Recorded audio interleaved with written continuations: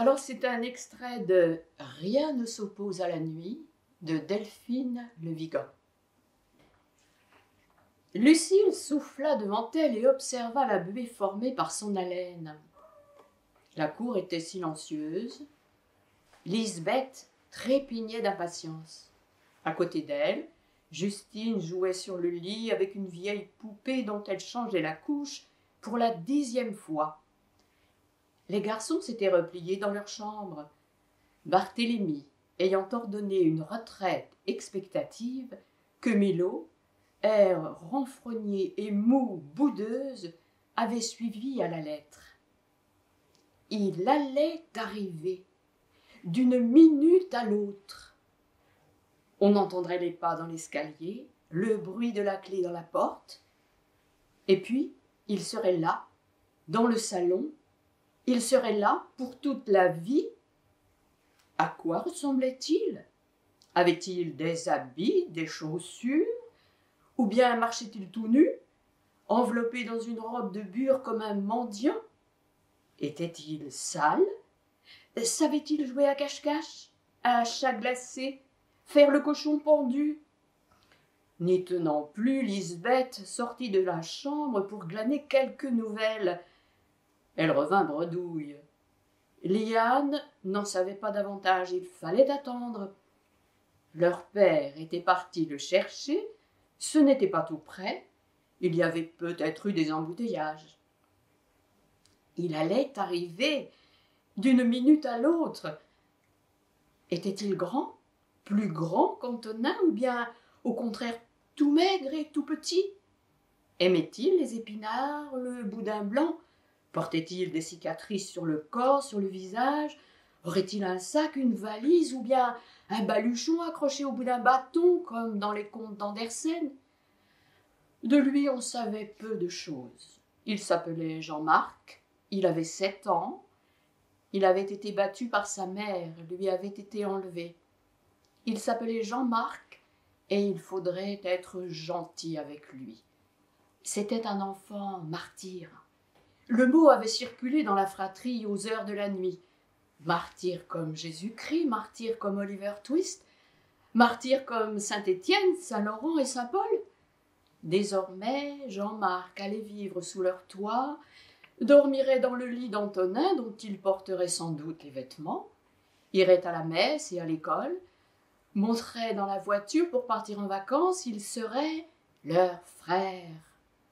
Quand ce mot vint à sa pensée, Lucile sentit sous le coup de la colère l'accélération de son cœur. À ce même moment, on sonna à la porte.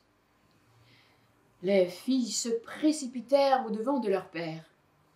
Lucile vit le visage de Georges, ses traits tendus, fatigués. Oh, la route avait dû être longue.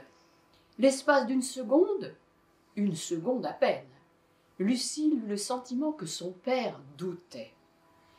Et si Georges regrettait d'être allé chercher l'enfant? Et si son père, qui leur avait annoncé depuis plusieurs semaines l'arrivée du garçon et insistait sur la nécessité de l'accueillir comme s'il était des leurs, ne voulait plus de lui?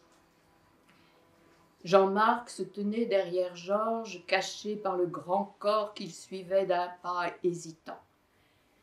Georges attrapa l'enfant et l'incita à se montrer. Lucile observa Jean-Marc. Un rapide coup d'œil d'abord, de haut en bas et de bas en haut, puis elle chercha son regard.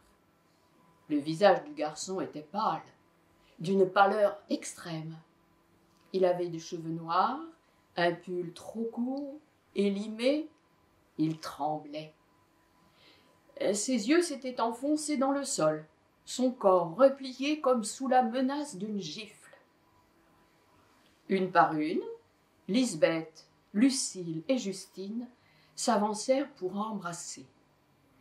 Barthélemy et Milo finirent par sortir de leur chambre, arborant tous deux le même air dubitatif, et toisèrent l'enfant. Milo ne put s'empêcher de lui sourire. Jean-Marc était de la même taille que lui.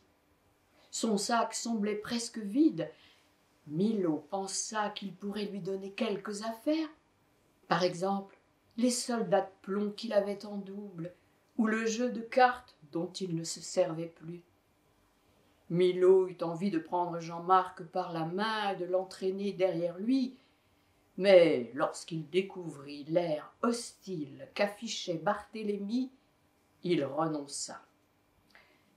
Lucile, comme les autres, ne pouvait détacher son regard du garçon.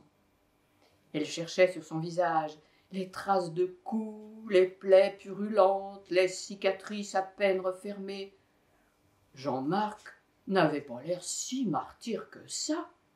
D'ailleurs, il n'arborait ni plâtre, ni pansement, ni béquille, ne boitait pas, ne saignait pas du nez.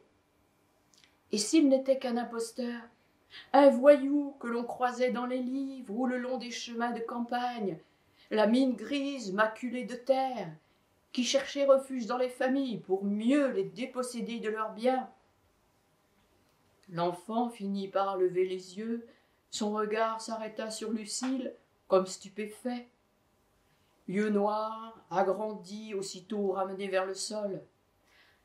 Lucile remarqua alors ses ongles sales, les zones glabres et blanches que laissait entrevoir sa tonsure, les cernes noires comme creusées par les larmes. Elle se sentit envahie d'une grande tristesse, soudain partagée entre l'envie de chasser l'enfant et de le prendre dans ses bras. Liane demanda à Jean-Marc s'il avait fait bon voyage, s'il était fatigué, s'il avait faim. Aucun son ne sortit de sa bouche, et il sembla avoir toutes les peines du monde à hocher la tête dans un sens ou dans l'autre. Georges proposa à Lisbeth de lui faire visiter l'appartement. Lisbeth invita Jean-Marc à la suivre. Elle commença par la chambre bleue des garçons. Le reste des enfants s'engagea derrière eux, se poussant du coude. On entendit des rires, puis des chuchotements. Jean-Marc avait des chaussettes d'une drôle de couleur. Barthélemy resta en retrait. De loin, il observait le garçon, et il n'y avait rien en lui qui pût supporter la comparaison. Jean-Marc était petit, brun et sale, et avec un peu de chance, il était muet. Comment son père avait-il pu croire qu'il pourrait remplacer Antonin par un plouc pareil? Un plouc, oui, comme disait Georges lui-même, qui fustigeait les ploucs du monde entier et venait sans le savoir d'en introduire un dans sa propre maison.